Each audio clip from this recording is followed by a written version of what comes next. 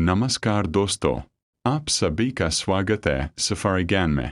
आज की यह कथा हमें एक ऐसे सत्य से परिचित कराएगी जिसे जानकर शायद आपका हृदय भी भावुक हो जाए। यह कहानी बताती है कि माता पिता का स्थान इतना ऊंचा क्यों माना गया है और क्यों उनके चरणों में ही जीवन का सबसे बड़ा आशीर्वाद छिपा होता है। कहानी की शुरुआत बहुत समय पहले की बात है। एक नगर में आदित्य नाम का एक युवक रहता था।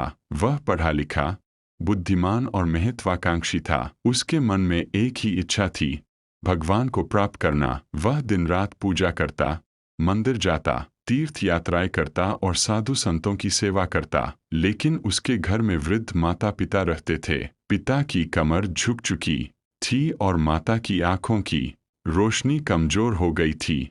वे चाहते थे कि बेटा कुछ समय उनके साथ भी बिताए, लेकिन आदित्य को लगता था कि भगवान की भक्ति ही सबसे बड़ा धर्म है।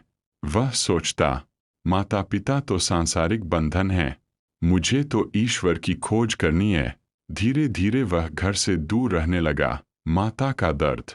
एक दिन उसकी माँ बीमार पड़ गई। उन्होंने बेटे को संदेश भेजा, बेटा यदि संभव हो तो एक बार घर आ जाओ। लेकिन आदित्य उस समय एक तीर्थ यात्रा पर था। उसने संदेश सुनकर कहा, मैं अभी भगवान के दर्शन के लिए जा रहा हूँ, लौटकर मिल लूंगा। माँ की आंखों से आंसू बह निकले। उन्होंने कहा, जिस भगवान को पाने के लिए मेरा बेटा मुझे छोड़ गया, काश वह समझ पाता कि भगवान प्रेम में बसते हैं। जंगल का साधु।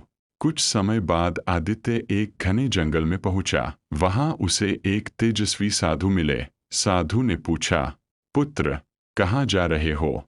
आदित्य बोला, भगवान की खोज में निकला हूँ। साधु मुस्कुराए, भगवान की खोज? क्या तुमने उन्हें अपने घर में खोजा? आदित्य ने कहा, नहीं, घर में तो केवल मेरे बूढ़े माता पिता है। साधु की आंखें गंभीर हो गईं।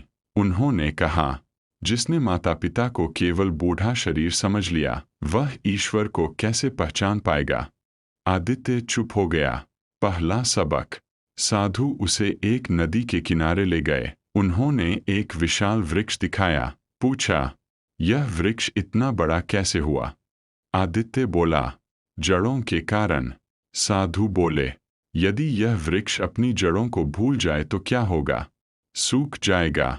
साधु ने कहा, मनुष्य की जड़ उसके माता पिता है। जो अपनी जड़ों को भूल जाता है, उसका जीवन भी भीतर से सूखने लगता है। आदित्य सोच में पड़ गया। राजा जनक का प्रसंग। साधु बोले, एक बार राजा जनक ने अष्टावक्र मुनि से पूछा कि जीवन में सबसे बड़ा कर्तव्य क्या है?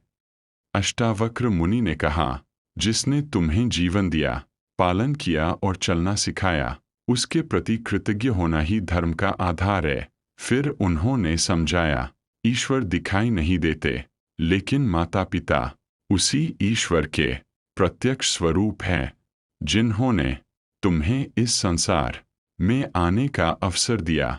दूसरा सबक। साधु ने आदित्य को एक दर्पण दिया। कहा, इसमें क्या दिखाई देता है? मेरा चेहरा। और यह चेहरा किसकी देन है? आदित्य चुप हो गया।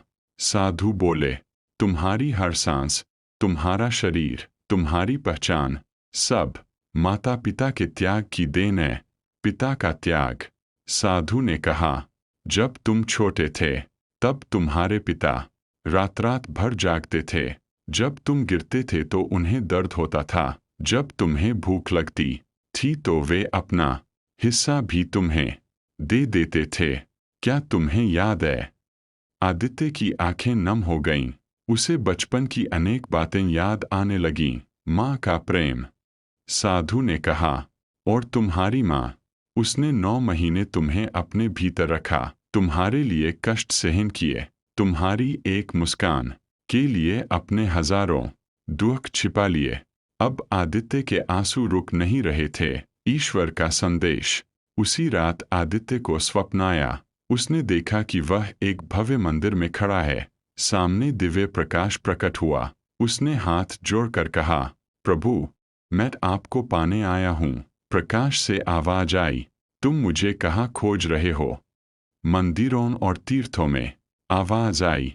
मैं वहाँ भी हूँ, लेकिन सबसे पहले उस माँ की आंखों में हूँ जो तुम्हारी प्रतीक्षा कर रही है, और उस पिता के हृदय में हूँ जिसने तुम्हारे लिए अपना जीवन खपा दिया। आदित्य का हृदय कांप उठा। घर वापसी। सुबह होते ही वह घर की ओर दौड़ पड़ा। कई दिनों की यात्रा के बाद वह अपने घर पहुंचा। दरवाजा खोला। माँ चारपाई पर बैठी थीं। पिता चुपचाप आंगन में बैठे थे। उसे देखते ही दोनों की आंखें भर आईं। आदित्य उनके चरणों में गिर पड़ा। रोते हुए बोला, मुझे क्षमा कर दीजिए। मैं भगवान को खोजता रहा, लेकिन भगवान तो मेरे घर में ही थे। माता पिता का आशीर्वाद। माँ ने उसके सिर पर हाथ रखा। पिता ने कहा, बेटा, हमें तुमसे कोई शिकायत नहीं। उस दिन आदित्य ने अनुभव किया कि माता पिता के आशीर्वाद में जो शांति है, वह उसे वर्षों की यात्राओं में भी नहीं मिली थी। अष्टावक्र का संदेश। अष्टावक्र गीता का सार यही है कि मनुष्य को अहंकार छोड़कर सत्य को पहचानना चाहिए, और सत्य यह है कि कृतज्ञता के बिना आध्यात्मिकता अधूरी है। जो अपने माता पिता का सम्मान नहीं करता, वह जीवन के सबसे बड़े उपकार को भूल जाता है। दोस्तों, मंदिरों में भगवान की मूर्तियां मिलती है, लेकिन माता पिता के रूप में भगवान का जीवंत प्रेम मिलता है। जो माता पिता की सेवा करता है, उनके सम्मान की रक्षा करता है और उनके त्याग को समझता है, उसका जीवन स्वयं प्रकाश से भर जाता है।